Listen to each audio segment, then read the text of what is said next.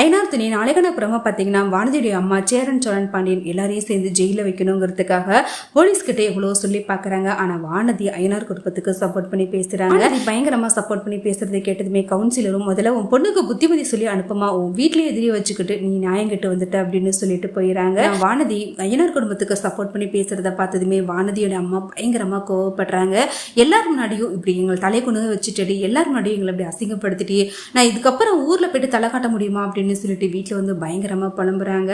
இதை பார்த்துட்டு அவங்க அண்ணனும் இதுக்கப்புறமும் இவளை வெளியில விட்டா அது நமக்கு தாமா அசிங்கம், இப்பவே ஒரு மாப்பிள்ளை பார்த்து இவளை கல்யாணம் பண்ணி வச்சிடணும்னு சொல்லிட்டு முடிவு பண்றாங்க. இது கேட்டதுமே வானதி நீங்க எத்தனை மாப்பிள்ளை கூட்டு வந்தாலும் கண்டிப்பா அவங்களாம் எனக்கு கல்யாணம் ஆகாது, பாண்டியனை தான் நான் கல்யாணம் பண்ணிப்பேன்னு சொல்லிட்டு ரொம்பவே உறுதியா சொல்லிடுறாங்க. அடுத்து வானதியை பொண்ணு பார்க்கறதுக்காக வீட்டுக்கு மாப்பிள்ளட்டுக்காரங்க வந்திருக்காங்க. அதை பார்த்துட்டு வானதி அவங்க எல்லாருக்கிட்டே சொல்லிடுறாங்க, நான் பாண்டியங்கிறவனை தான் உயிருக்கு உயிராக காதலிச்சுக்கிட்டு இருக்கேன், இந்த விஷயம் எங்க வீட்டில் உள்ளவங்க எல்லாருக்கும் தெரியும், ஆனா அவங்க கல்யாணத்துக்கு ஒத்துக்க மாட்டேங்கிறாங்க, வேணும்னே தான் இப்போ உங்களை பொண்ணு வாக்க வர வச்சிருக்காங்க அப்படின்னு எல்லாம் உண்மையும் சொல்லிடுறாங்க.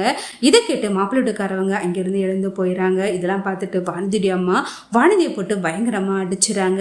நீங்க எத்தனை மாப்பிள்ளை என்னை பார்க்க கூட்டு வந்தாலும் கண்டிப்பா நான் பாண்டியனை மட்டும் தான் கல்யாணம் பண்ணிப்பேன் அப்படின்னு சொல்லிக்கிறாங்க.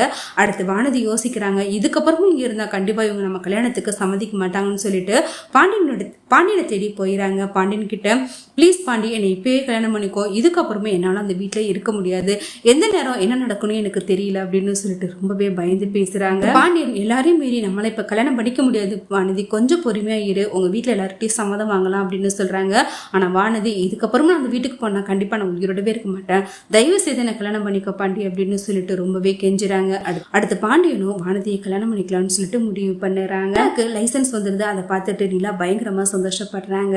இதுக்காக சோழன் எவ்வளவு தூரம் கஷ்டப்பட்டிருக்காருன்னு நினைச்சு ரொம்பவே ஃபீல் பண்றாங்க. அடுத்து சோழன் கிட்ட நிலா அன்பா பேச ஆரம்பிக்கிறாங்க. ஒரு பக்கம் சோழனும் கண்டிப்பா நிலா நம்மளை புரிஞ்சுப்பா, நம்மளை ஏத்துப்பான்னு சொல்லிட்டு ரொம்பவே நம்பிக்கையா இருக்கிறாங்க.